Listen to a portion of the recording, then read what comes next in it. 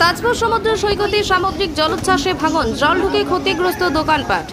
Marine drive সম্পন্ন হয়ে গেলেও পূর্ব মেদিনীপুর জেলার শঙ্করপুর তাজপুর এলাকার কিছু অংশ সামুদ্রিক জলোচ্ছ্বাসে ক্ষতিগ্রস্ত হয়ে ভাঙন ধরেছে বাঁধে।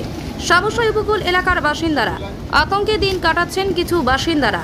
পূর্ণিমার কোটালী ও সামুদ্রিক জলোচ্ছ্বাসে শঙ্করপুর তাজপুর পূর্ব জলধা এই সমস্ত বিস্তীর্ণ এলাকায় একের পর এক সমুদ্রের পাড় ভাঙায় আতঙ্কে এলাকার মানুষজন। সেই সঙ্গে কয়েকটি দোকান কার্যত সমুদ্রে তলিয়ে গেছে। সেই সঙ্গে স্থানীয় দোকানদার থেকে মানুষজন অসহায়ভাবে দিন কাটাচ্ছেন। তাদের দাবি অবিলম্বে প্রশাসন এসে সুরাহা করুক। একদিকে পাড় ভাঙছে, তেমনি বেশ কয়েকটি দোকানের জল ঢুকেছে। পূর্ণিমার কোটাল থাকায় কার্যত উত্তাল হয়েছে দীঘার সমুদ্র। আর সেই উত্তালের জেরে বেশ কিছু ঝাউ গাছ এবং সমুদ্রের পাড় প্রচুর ক্ষতিগ্রস্ত হয়েছে। এলাকায় পরিদর্শনে আসেন জনপ্রতিনিধিরা। প্রধান এসে এলাকার মানুষের সঙ্গে কথা বলেন এবং তাদেরকে আশ্বস্ত করেন। প্রধান সবিতা খাটুয়া বলেন, আমি বারবার রাজ্য সরকারের কাছে আবেদন জানিয়েছি, অবিলম্বে এই এলাকার মানুষদের সুরাহা যদি না হয় পরবর্তীকালে অনশনেও নামবেন বলে এমনটাই হুঁশিয়ারি দিয়েছেন। তিনি আরও বলেন, দীর্ঘদিন ধরে রাজ্য সরকারের কাছে আবেদন জানিয়ে আসছি যে এই এলাকার প্রায় 3 কিলোমিটার ধরে কোনো কংক্রিটের বাঁধ নেই। আর একের পর এক পাড় ভাঙা থেকে শুরু করে জনজীবন বিপর্যস্ত হচ্ছে। সামনে রয়েছে সরাসরি কোটাল এবং সামুদ্রিক জলোচ্ছ্বাস। আয়লার সময় এই এলাকার প্রায় কয়েক কিলোমিটার সমুদ্রে জল ঢুকে গেছিল। যেমন কয়েক লক্ষ মানুষ আশ্রয়হীন হয়ে পড়েন এবং কেউ কেউ আবার আশ্রয় নিয়েছিলেন আয়লা ঘর, আবার কোথাও কেউ বাড়িঘর ছেড়ে আশ্রয় নিয়েছিলেন অন্যত্র। তাই পুনরায় সেই আতঙ্ক আবার ফিরে আসতে চলেছে এলাকার মানুষদের মনে। তাই এলাকার বাসিন্দারা চাইছেন যত তাড়াতাড়ি সম্ভব এই এলাকার কোনো কিছু স্থায়ী বাঁধ গড়ে তোলা হোক। সেই সঙ্গে স্থানীয় রামনগর 1 ব্লকের বিডিও পূজা দেবনাথ এলাকার পরিদর্শনে আসবেন বলে জানিয়েছেন এবং সেই সঙ্গে তিনি সংশ্লিষ্ট সেচ দপ্তরের সঙ্গে কথাও বলেছেন যত তাড়াতাড়ি সম্ভব এই এলাকার অস্থায়ীভাবে কোনো বাঁধ তৈরি করা যায় কিনা তার চিন্তা ভাবনা করেছেন বলে তিনি জানিয়েছেন।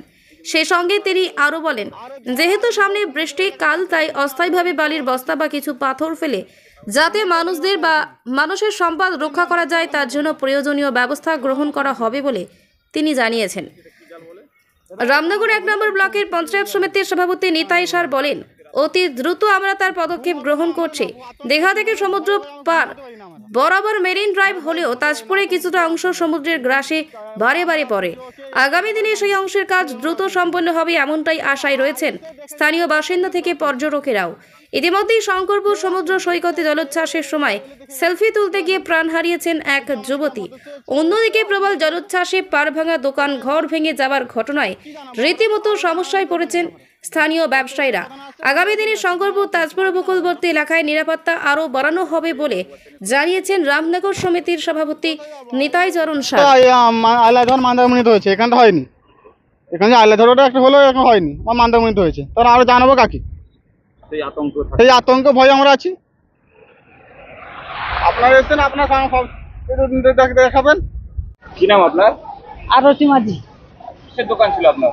আমার এই যে হোটেল ছিল, খাবারের দোকান ছিল। খাবার দোকান, সাগরকন্যা হোটেল। কি পরিস্থিতি হচ্ছে এখন? এই যে জল আসছে সমুদ্র। কত বছর ধরে দোকান করছে?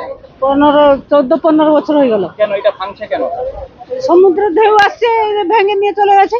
এখানে সমুদ্রের পাড় বাঁধানো হয়নি? কই হয়নি না। কতগুলো দোকান এরকম ভেঙেছে? 22টা দোকান। আপনার দোকানে কত মালপত্র ছিল? আছে, অনেক মালপত্র আছেও ছিল, অনেকগুলো ভেসেও গেছে। হ্যাঁ। প্রায় তাও কত টাকার মতন ক্ষতি হয়েছে আনুমানিক? আপনাদের কত টাকা? 2-3 লাখ টাকার এসেট থাকে। যা ভাঙছে চলে গেছে, যা আছে। আর এখন কি করছেন এই মুহূর্তে? কি করছেন এই মুহূর্তে? আমরা কি করে যে বসে আছি, যে ভাঙচুর হয়ে গেছে, এগুলো সব খুলছি। প্রধান সাহেব এসেছেন? প্রধান তাকে জানিয়েছেন? হ্যাঁ জানি। হ্যাঁ কালকে কিছু ব্যবস্থা গ্রহণ করতে বলেছেন? বলেছে তো, আমরা দেখবো পাথর টাথর ফেলানোর জন্য কি হয়। মানে এ তো অবিলম্বে করতে হবে, কারণ সামনে বৃষ্টিকাল আসছে, এমনিতে পূর্ণিমা যাওয়া, তারপর সরাসরি কোটাল আছে। কতটা আতঙ্ক লাগছে আপনাদের? আতঙ্ক মানে আমাদের পেটে আর ভাতটা কি যাচ্ছে না, এরকম পরিস্থিতি আছে। হ্যাঁ।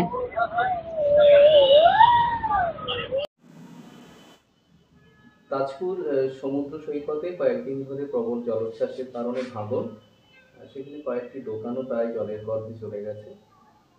কি বলবেন বা কি ব্যবস্থা নেওয়া হচ্ছে? আমাদের দীঘা থেকে তাজপুর পর্যন্ত মেরিন ড্রাইভের পাশে এবং তাজপুরে যেখানে ফরেস্ট ডিপার্টমেন্টের জায়গা আছে এবং ইরিগেশন ডিপার্টমেন্টের জায়গা আছে, আমাদের জলদা পর্যন্ত মেরিন ড্রাইভ হয়ে গেছে এবং জলদা থেকে আপ টু তাজপুর বিশ্ববাংলা পর্যন্ত একটা আমাদের ডিপিআর তৈরি হচ্ছে। ওই মেরিন ড্রাইভের মতো ওইখানে ডিপিআর তৈরি করছে গার্ডওয়াল করার জন্য, এবং স্টেট গভর্নমেন্ট সেটাকে ব্যবস্থা গ্রহণ করছেন। তার পূর্বে কিন্তু আমরা ঘোষণা করছি যে অবৈধ কোনো কনস্ট্রাকশন করা যাবে না, ইরিগেশনের জায়গায় কোনো দোকান বসানো যাবে না, সমুদ্র সৈকতের ধারে কোনো দোকান বা পসরা আমরা সব তুলে দিয়েছিলাম। কিছু অবৈধভাবে অসাধু কিছু ব্যক্তি উদ্যোগ গ্রহণ করে এই কর্মকাণ্ডের সঙ্গে যুক্ত হয়েছেন। আজকে আমাদের এইচডিও সাহেবের কাছে আমি অভিযোগ করেছি, আমাদের ডিএসডি আজকে মিটিং ছিল, সেই মিটিংয়ে সিদ্ধান্ত গ্রহণ করা হয়েছে প্রত্যেককে নোটিশ ধরানো হবে।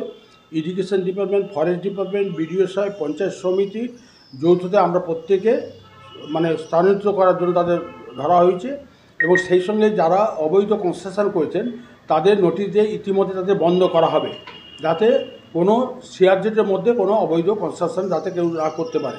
এবং আলমপুর ফিশারি থেকে তাজপুর পর্যন্ত যে রাস্তায় অবৈধভাবে মানুষ কিছু কনস্ট্রাকশন করেছেন সেগুলোকে বিএলও সাহেবের নির্দেশ দেওয়া হয়েছে আগামী পরশুর মধ্যে নোটিশ সার্ভ করবে। আমি মনে করি সরকার দৃষ্টি রেখেছে, ইরিগেশন ডিপার্টমেন্ট থেকে, দীঘা সমুদ্র উন্নয়ন পর্ষদ থেকে সবাই আমরা সব পর্যবেক্ষণ করেছি এবং দেখেছি, এবং সেক্ষেত্রে উত্তাল সমুদ্রে উবালি হাওয়া থাকার ফলে কিছু জল প্রবেশ করেছে এবং কিছু ভাঙনের সৃষ্টি হয়েছে, এবং সমুদ্রের গহ্বরে যারা দোকান করছিল, শালখুঁটি পুঁতে দোকান করছিল, তারা কিন্তু সেই দোকানটাকে 4টা দোকান নষ্ট হয়েছে। আমরা চাইব ওই সমুদ্র পূর্ববর্তী এলাকায় কেউ যাতে কোনো সরকারি জায়গার উপরে অবৈধভাবে কোনো পসরা সাজিয়ে না বসে, তার জন্য আইনগত ব্যবস্থা আমরা গ্রহণ করছি, এবং আমাদের গার্ডওয়াল তৈরি করার জন্য ডিপিআর তৈরি হচ্ছে, যাতে রাজ্য সরকারের কাছে আমরা জানিয়েছি, এবং সেটা অতি সত্ত্বর হওয়ার ব্যবস্থা রয়েছে। পূর্ব মেদিনীপুর কোলাঘাটে উন্নত মানের ফ্ল্যাট, বাড়ি, অফিস ও শোরুম, ডেকোরেশনের সেরা ঠিকানা, ফেমাস ইন্টেরিয়র।